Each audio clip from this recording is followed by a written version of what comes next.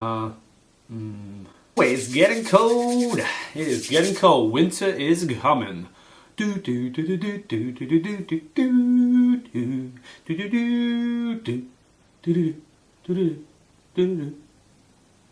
Hi guys, today we're talking about post-workout nutrition. So the things to eat after your workouts, the types of foods, how much of them, that sort of thing. If you're interested in pre-workout or intra-workout nutrition, I've done a few videos on those. Go back and watch those. But today we're just focusing on what to eat after your session. So the first thing to consider is actually, do I have time to eat a whole meal within 30 to 45 minutes-ish of finishing your session?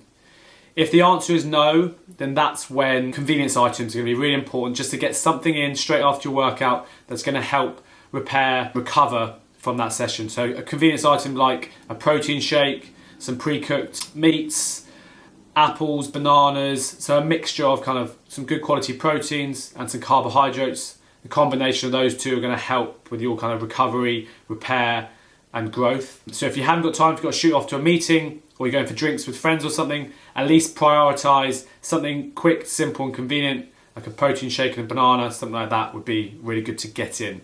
The ideal though is to be able to have a whole meal quite soon after you've finished working out, at least within an hour and a half. And that post-workout meal should compose a couple of different things. Firstly, some good quality protein. Now, this new documentary that's come out, Game Changers, has talked a lot about vegan diets and this sort of thing, and high protein diets and all that sort of stuff, but actually protein is really, really important for helping us to recover from our workouts and our sessions.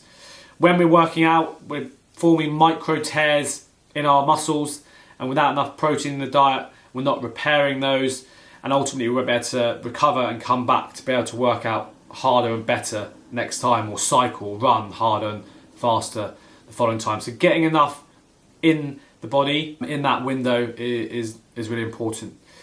In terms of kind of A, best sources, and then B, kind of how much you need. Best sources of kind of good quality protein, and good quality protein means we've got all of the amino acids that we need.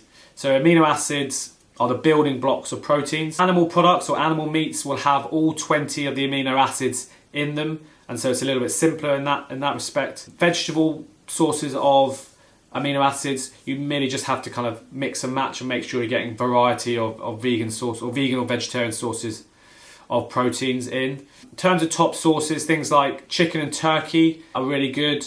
Lean meats in general, good sources. Vegan options, things like cannellini beans, tofu, eggs if you're eating them, are kind of high sources.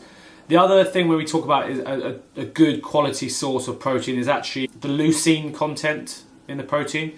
Now, leucine is one of these amino acids. A bunch of studies been done looking at kind of which of those amino acids are most important for helping basically grow muscle and enable us to kind of maximize the benefits from our session. And leucine appears to be the limiting factor. It's the one that's most important for creating what we call muscle protein synthesis. Essentially signaling to the muscle, okay, it's time to grow, repair, come back bigger, stronger, more dense. And so the leucine content of different foods is really important. So chicken in particular, turkey, beef has quite a high level of leucine, but also cannellini beans, tofu, eggs have got high levels of leucine, and thus they're a good quality protein to have in there.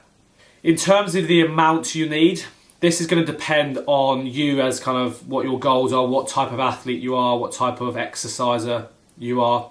For someone that is perhaps an endurance athlete or just looking to kind of maintain where they're currently at, I'd recommend somewhere in the region of 1 to 1.2 grams per kilogram of body weight. So if you're an 80 kilo guy, you're going to be aiming for about 80 grams of protein per day. If you are someone that's looking to bulk up quite a lot, put on some muscle, perhaps a powerlifter, bodybuilder looking to add some size, then I would suggest in the region of 2 to 2.2 grams per kilogram of body weight. Beyond that, there have been studies on people up to 3 grams per kilogram of body weight, up to kind of 4, and that's a lot of kind of protein to take on. Beyond 2.2 grams, the benefit doesn't kind of carry on increasing. So it seems to be kind of a ceiling around 2.2 grams, in which you'll kind of keep getting that benefit. If you're somewhere in between those two, between kind of that bodybuilder type that wants to add muscle and the endurance athlete, then around 1.5 grams per kilogram of body weight would be a good starting point. And then the other thing after your workout is considered is carbohydrate. Often I recommend carbohydrates as good to kind of factor in and around your training, so in that pre-workout food, but also as your post-workout. We talked a little bit before in previous videos that when carbohydrates get broken down, they get broken down into glycogen and get stored in our muscles. Now, during a workout, they will get used up depending on kind of the intensity of your workout. And this is kind of a caveat. So if you're working quite hard, high intensity training or just like a tough session, then you're going to be using up those glycogen stores quite rapidly and they'll need to be replaced after your session. If, however, you're someone that's kind of just going to be sat on the bike, walking on the treadmill, not really pushing it that much in the session, and this is for something for you to be honest with yourself about, at those lower intensities, the body is able to use fat as a fuel as well as some glycogen, so you're going to be burning less of those glycogen stores. So the point what I'm really trying to make here is if you're someone that's just sat on the bike or walked on the treadmill and just kind of slowly walked around the gym for an hour, you won't really have kind of earned your carbs. You don't really need to top up your glycogen stores that much because you haven't worked that intensely. Charles Poliquin, who was one of the kind of best strength and conditioning coaches as well as nutritionists, who unfortunately passed away last year, used to talk a lot about earning your carbs, actually having an intense enough session that you actually need to replace your carbohydrates. But if you're someone who has hopefully had a hard session, got a bit of a blow on, then carbs are going to form an important part of your post-workout meal in order to top up those glycogen stores. Best sources of carbs, things like skin-on, sweet potatoes. Regular potatoes aren't too bad a choice. Whole grains, quinoa, bulgur wheat, those sorts of things. Whole wheat pastas and rices, not a bad option to have here. And then also kind of our fruits and vegetables all count as carbohydrates.